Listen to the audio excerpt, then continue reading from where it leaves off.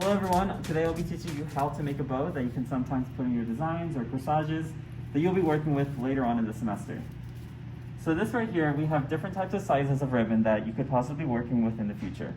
We have a number 40, which is a very thick sized ribbon, a number 9, number 3, and number 1.5.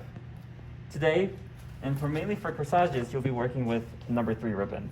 First thing you want to do is just do a little bit of unrolling of the ribbon so that you can have a little bit of length to work with. And there are two sides of a ribbon. There's a glossy side and there's a dull side. I don't know if you can really tell in the video, but the glossy side is the one that you want exposed outside of the ribbon, and I'll talk more about that later. What you first want to do, leave a little tail so that it can be a streamer later on in the bow, and start your first loop. You're going to go upwards and go back down, and where they intercept and where they touch together, you're going to create a little crease, a little folding pattern right here. This just makes sure that it just stays together later on when you wire it together. Same thing when you do the bottom. Go down, go up, and once you make the loop, press it together. You're going to do this several times. Mainly making bows is just a repeated pattern of going up and down. And then notice that as I was making the loops, I was twisting the ribbon.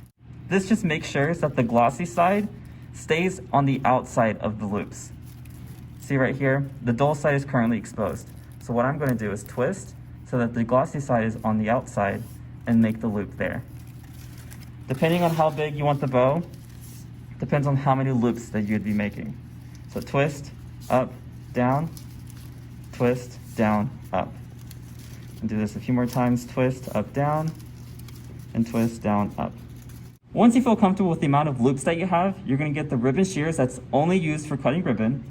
Leave off a little tail that's mainly the same distance of the tail that you left off in the beginning, and make a little snippet, and make sure you hold on to that crease. You're going to get your wire, put it flat on top of the bow, and what you're going to do is fold it downwards. So I'll do that again, flat on top, and then we're going to bring both sides and press it down. Notice that when I was closing down the wire, my finger was left in between the two wires, and my rest of the fingers were pulling it down, holding the two wires together.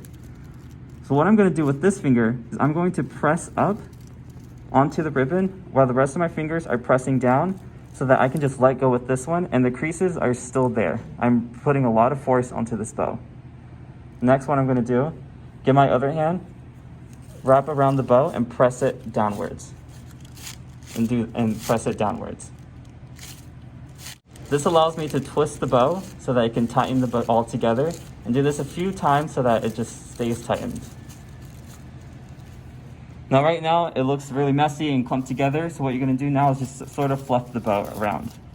What you don't want when it comes to fluffing is those little open loops exposed facing you. Get the loop that's open, just twist it a little bit so that the glossy side is facing you. Grab your little tails, put it at the bottom, and there you have it. Your own little bow that you can put into your corsages. No, can I just bring them? Sure, okay, yeah. I don't want Barb right there.